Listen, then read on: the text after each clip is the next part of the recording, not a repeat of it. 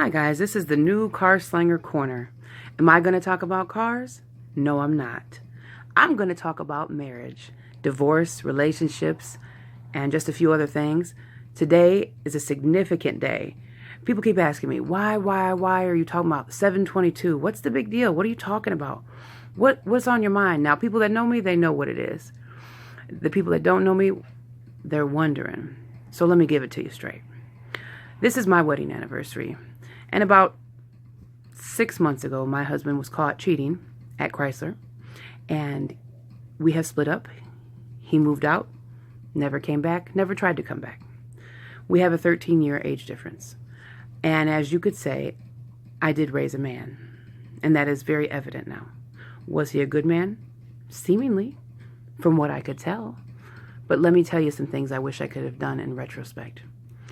You cannot take people with you to your destiny.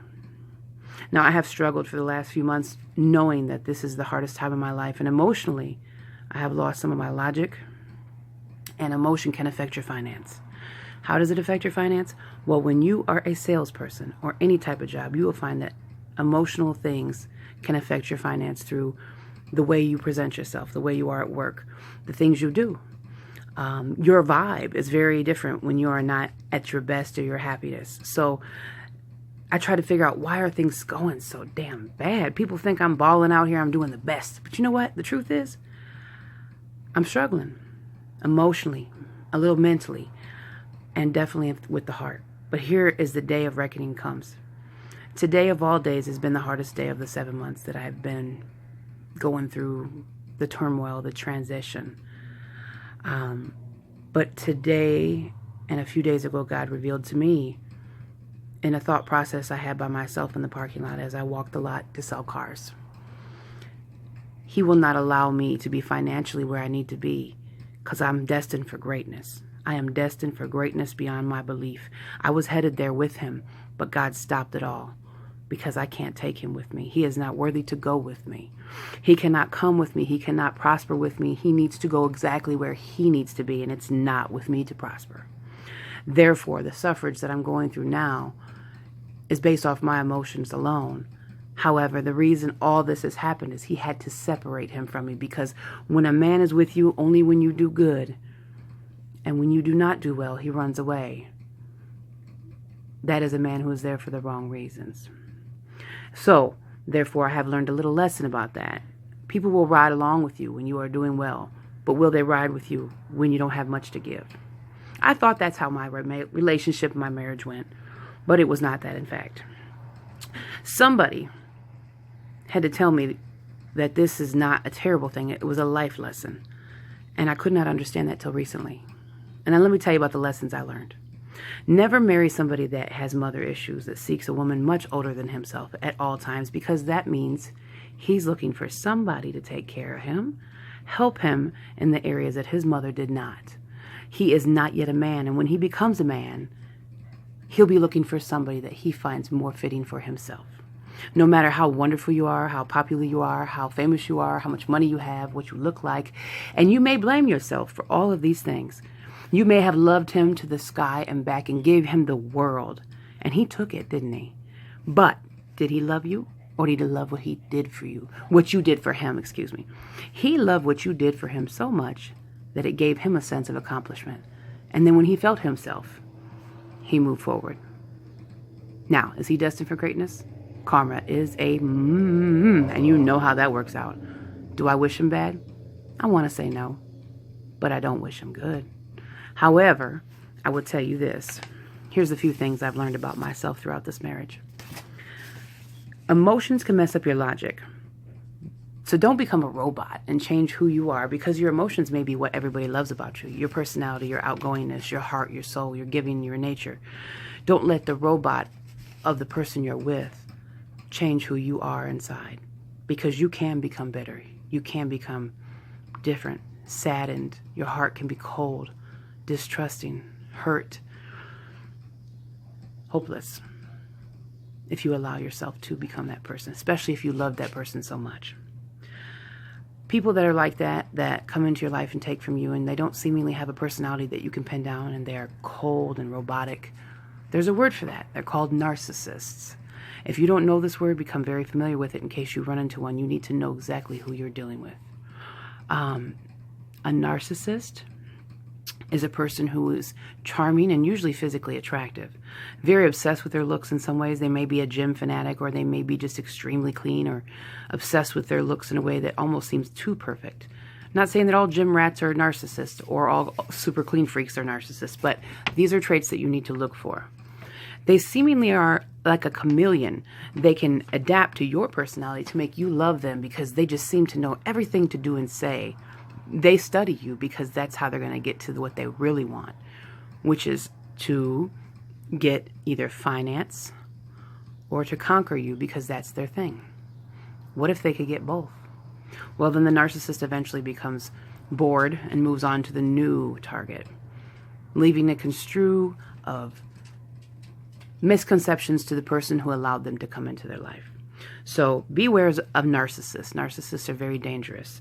They can come in and wreck your emotions, your finance, and everything about yourself. You could go from one day feeling like Beyonce, even if you don't look like her, you might feel like her because you just might have that kind of confidence where you're just feeling like you're Beyonce, to feeling like Fiona, but you're still the same woman. And it takes something drastic to bring you back and snap you into reality and realize, baby, you still Beyonce. You might be a bruised Beyonce, but them bruises will heal. 6 years of lessons, and I accept that when a man tells you he's not in the mood all the time, baby, it's not. He's not in the mood. He's not in the mood for you. Now, whether that makes him a cheater or whatever else, he's not in the mood for you. And if it repeats, it's time to find someone new. Don't ever shortchange yourself to the point where you are accepting less than what you deserve in areas of your life that are necessary and that come with love and affection. See, I always talked about loyalty. In my business, I always say, my catchphrase and my slogan is, loyalty is royalty. If you know me, you know what I mean. Well, how did I miss that? When I say loyalty is royalty, I mean that in every sense of the way. So when somebody treats you like a jester and they play you like a fool, why would you let them back in the castle? Mistakes and lessons learned. These are things that I had to figure out. And this time frame that it took to figure it out was 7 months. For 7 months, I mourned the loss of my marriage. Up until today, I could not figure out how to get my marriage back. How to bring back the A-team, Adrian and Angie, AJ and Angie, the car slinger couple, the family that was so cool and diverse, the kids who loved him and I who adored him. But he was unhappy. It happened. And I couldn't get past it. And so I suffered there for it. And many people did not know this, but some few friends did. I cannot tell you how it could tamper with the outlook you have. You look at yourself, no matter how strong you are to the public and how people look up to you and they say good things about you and they tell you you're their inspiration. You become a bargainer for your affection, sex, bills, necessities, things that you accepted when you were in that marriage that you shouldn't have to bargain for. Should you have to bargain for sex and affection from your mate? Never. And if you are telling yourself that maybe there's something wrong with me, but you feel like something's wrong with him, something's wrong with him. Never bargain for what you deserve, ever. I can't take him with me where I'm going, but I'm certainly still on the path. The Car Slanger Corner is going to change. Once a week, I'm going to speak on things that's going to be my therapy, and I hope you tune in and listen. I hope that I bring some light to your life because I'm not going to hold anything back. You might think I'm Miss Angie Carslinger with this, that, and the other going on, but I'm going to give you the real, and I'm going to tell you exactly what it is that I'm feeling, thinking, and seeing, and hopefully something I'm going through will touch your lives and you will understand. And then you can get some closure and some understanding for your own life, because I know there's a lot of women out there that are single right now. Men are not seemingly doing what they should be doing in some areas, and some are, but not all are. And it seems like the majority of men out there want to be in relationships, but they don't want to be in relationships. They want to be single, and they want to have somebody steady that is devoted to them. And see, I haven't been single in 6 years, and I'm not sure how that all works out. But I'm going to tell you right now that I'm not feeling that. I don't care what people say. Do you think it's okay that you go running around and humping on all these girls and telling them that, they need to wait for you, stay at home and do this and that, but yet you are out doing what you want? Oh no, maybe I'm too old fashioned. Maybe I'm not, but I'm going to tell you what, I'm not going for it. So we're going to see how this plays out in the next year or so. I think I'm going to need another good year of time to myself to figure out what exactly it is that this world is going to, and how the men have changed and the women have accepted it. And not all men are that way, don't get me wrong. But what I see in this area where I'm at, man, it's just like scraps. Women are taking scraps of love, scraps of attention, and scraps of loyalty. Like when he got caught doing what he was doing at Chrysler, I told him pack his stuff and get out. Did I regret it? Yeah, I regretted it for a while. Once I saw what was out there, are you kidding me? There wasn't nothing out there. Like, I have met people, went on dates and was like, whoa. If they wasn't getting super high all day long and no goal having and living with their mom and no car, really? Like, maybe I'm fishing in the wrong pond, but I need to find a pond of people that are similar to myself or better would be nice. I refuse. I refuse to think that this is going to be the last relationship in my life. I know a lot of you women are getting close to 40. The people that I know, the women that might be watching this. If you're single or you newly became single, it's hurting. It's scary. It's not fun. And you almost become complacent with the fact that this is it. I'm not going to do that. I almost went there. I'm not going to lie. I almost went there because I refuse to just get with somebody that is not what I want. Now, is that going to make me a cat lady? I pray not, because I don't even like cats. But I just want to find that one. Because I'll be honest, I don't care if you feel strong because you say, oh, I don't want to be single, but I'm not just going to date whoever. I'm going to sit back and till God sends me a guy. Okay. You're going to sit in your house and find a guy? God's going to send the UPS guy to you? I mean, if you're not getting out there and you're not doing nothing about it, you're not going to find nobody. However, these strong women out here that say they going to be alone because there ain't nothing out there and I'm not searching for nobody. That's stubbornness. I'm going to be out there just like when I'm finding car buying customers. I'm sifting through many Facebook people to find people who need a car. Now, they may or may not buy, just like I may or may not buy into whoever it is I find. But if you don't look, you won't find.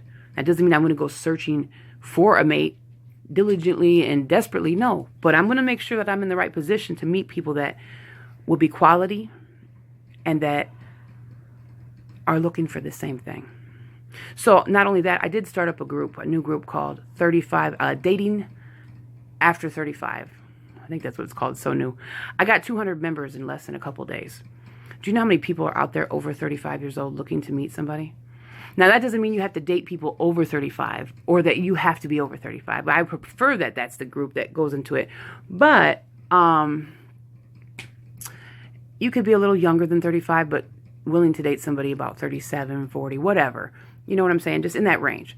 I created this group for Toledo, Ohio, and the surrounding area. Because if you don't make a pool to fish from, then you're going to just take whatever put on your plate. I'm an executioner. I execute things that I want done. I wanted to start an advertising company. I did so. I wanted to start up a ladies' limo night. Never heard of it before. I did so. I want to find a quality man. I will do so. I hope that the women in the BBW group that I started up, BBW Midwest, have gained confidence, friendships, fun, and a sense of family. And the men as well. And I know they have.